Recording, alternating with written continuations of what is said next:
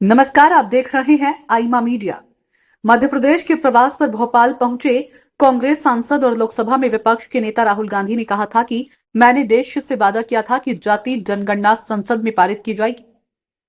अब मैं RSS BJP को अच्छी तरह समझता हूं। अगर उन पर थोड़ा दबाव डाला जाता है तो वे डर कर भाग जाती हैं। इसी तरह अब ट्रंप ने मोदी जी को इशारा किया तो उन्होंने ट्रंप के आदेशों का पालन किया। आजादी के समय से उन्हें आत्मसमर्पण पत्र लिखने की आदत है। राहुल गांधी ने कहा था कि डोनाल्ड ट्रंप ने उधर से फोन कर कहा, नरेंद्र सरेंडर। इधर नरेंद्र मोदी ने जी हुजूर कहकर ट्रंप के इशारे का पालन किया।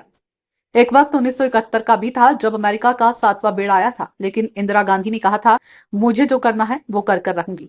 बीजेपी आरएसएस वालों का कैरेक्टर ही ऐसा है। इन्हें आजादी के समय से सरेंडर वाली चिट्ठी लिखने की आदत है। कांग्रेस पार्टी सरेंडर नहीं होती है। गांधी जी, नेहरू जी, सरदार पटेल जी ये सरेंडर वाले लोग नहीं है, बल्कि सुपर पावर से लड़ने वाले लोग हैं। वहीं राहुल गांधी के इन बयानों पर भारतीय जनता पार्टी ने तीखी प्रतिक्रिया देते हुए लोकसभा के नेता प्रतिपक्ष पर हमला बोला है। राज्यसभा सांसद सुधांशु त्रिवेदी ने प्रेस वार्ता करते हुए कहा, हिंदी में कहावत है, नया मुल्ला ज्यादा प्याज खाता है, लेकिन यहाँ गैर मुल्ला इस कदर प्याज खाने में लगा है, उन्हें इस बात का एहसास नहीं कि वह इस देश के स्वाभिमान और सेना की वीरता का कितना अपमान कर रहे हैं। सुधांशु त्रिवेदी ने आगे कहा कि अभी तक कांग्रेस नेता पाकिस्तानी मीडिया में सुर्खियां बटोर रहे थे। उनके बयान पाकिस्तानी संसद में उद्धृत किए जा रहे थे।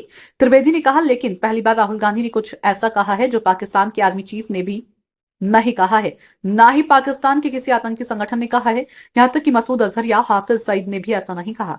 इनमें से किसी ने भी नहीं कहा कि भारत ने आत्मसमर्पण किया है। मैं राहुल गांधी से पूछना चाहता हूं, क्या वह इन लोगों से एक कदम आगे निकलना चाहते हैं? अभी तक वह पाकिस्तान के लोगों, पाकिस्तानी सेना और आतंकी संगठनों को कवर फायर दे रहे थे। क्या अब वह उनके नेता बनने की कोशिश कर रहे हैं? भाजपा प्रवक्ता संबित पात्रा ने राहुल और कांग्रेस पर हमला बोलते हुए कहा कि ऐसा लग रहा है कि जैसे ये पाकिस्तान और चीन के पेड एजेंट हो।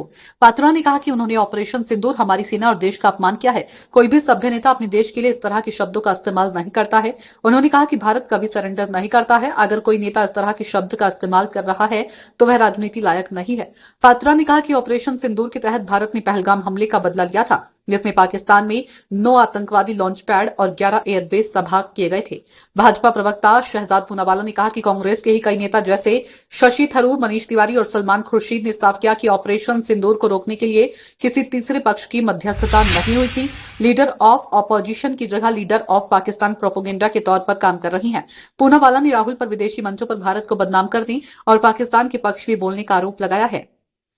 आईमा मीडिया को अगर आप यूट्यूब पर देख रहे हैं तो सब्सक्राइब करें, फेसबुक या अन्य सोशल मीडिया प्लेटफॉर्म पर देख रहे हैं तो फॉलो करें।